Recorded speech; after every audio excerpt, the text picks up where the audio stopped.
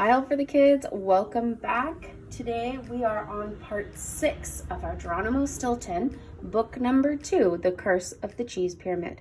The last time we were here, we were at the new factory that was using some very interesting new ways to make energy.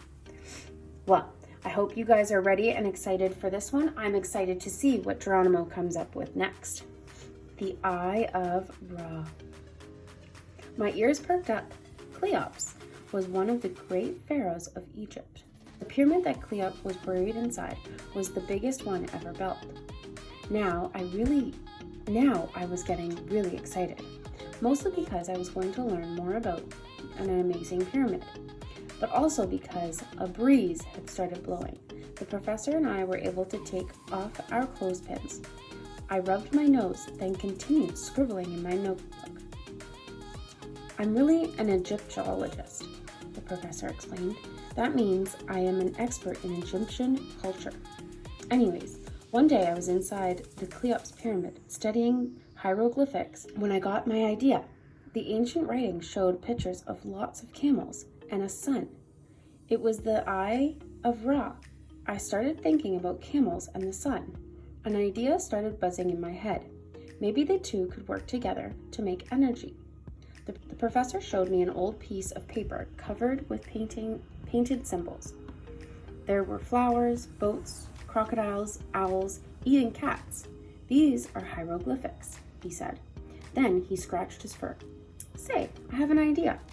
Would you like to visit Cheops' pyramid, Stilton? He asked. My eyes opened wide.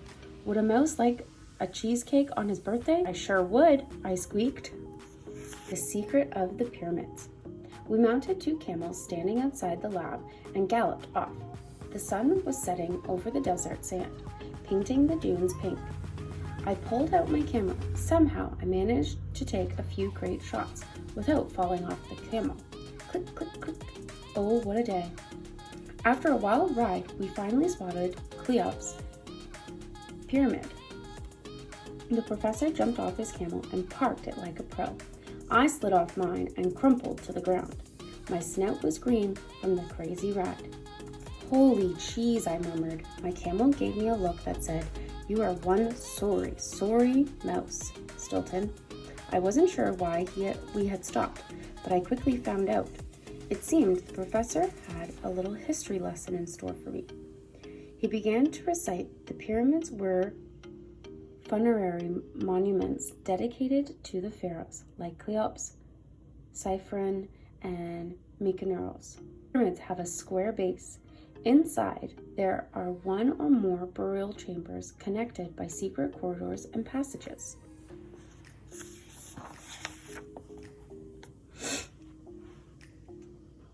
After his death, the pharaoh's body would be emptied of its internal organs. It was then treated with a special substance called mum to preserve it. Finally, it was wrapped in linen bandages and placed in a sarcophagus, a big stone coffin. The pharaoh's mummy was sealed inside the sarcophagus. Then, all of the pharaoh's riches were placed around it. That's because the Egyptians believed that after death, the soul went on a journey to the afterlife, taking all its treasures with it. Robbers have been digging through the pyramids for centuries, looking for the riches left beside the pharaoh's sarcophagi. The pyramids are still a great mystery to this day. They were built thanks to the labor of thousands of workers. Most of them were peasants. The peasants built these huge monuments to honor their pharaoh. Cheops' pyramid is the biggest stone structure ever built. How were the Egyptian workers able to lift such incredibly heavy blocks? No one knows for sure. Perhaps the workers transported the blocks using wooden rollers to slide them along. Professor Spitfire coughed.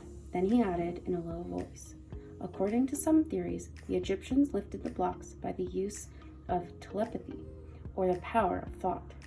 It is said built the pyramid to honor aliens from faraway galaxy." I glanced up at the sky. I hoped the aliens didn't decide to pay us a visit. I had enough trouble trying to handle my camel. Forget extraterrestrials. Oh, what a day. The Pharaoh's Curse. The professor pointed towards a tunnel on one side of the pyramid. "We're going this way," he said. "Don't forget your camera. This place is a sight to make you squeak." I gripped my camera and followed in the professor's paw steps. The ceiling was so low, my ears brushed the ceiling. I shuddered. I hate being in small, tight spaces. Oh well, there was no time to think about it now. The professor was spewing out information like a walking encyclopedia sales mouse. "Legend has it," he began in a mysterious tone, "that whoever desecrates a pharaoh's tomb falls victim to a terrible curse. For example, in 1922, 2 English mice discovered Tukhamen's tomb in the Valley of the Kings. Inside, they found priceless treasures, a pharaoh's magnificent mask, his mummy, a solid gold sarcophagus, and also many statues, jewels, and precious stones. 26 mice witnessed the discovery. Many of them died in a mysterious way in the following years. That is how the legend of the curse was born." A shiver ran through my fur. All this talk about curses and death was giving me the creeps.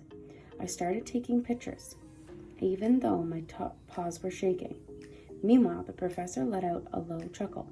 "By the way, Stilton, did you know I too discovered a tomb a month ago?" he said. "But nothing has happened to me. I'm still kicking up the old paws. I don't give a whiskers about all these legends.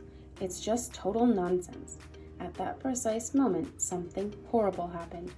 The professor tripped on a stone and smashed his snout on the ground. His flashlight went out.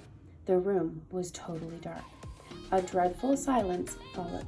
"Professor? Professor!" I cried. But there was no answer. I took a couple of paw steps forward. Big mistake.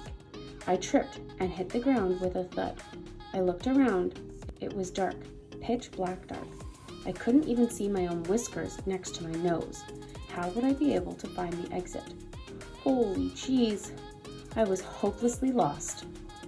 Oh goodness. Friends, we're going to come back and continue this for part 7.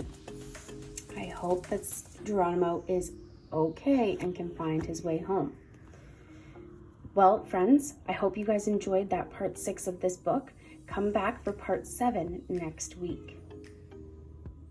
Thanks for watching, and don't forget to like and subscribe so you can follow along with this story.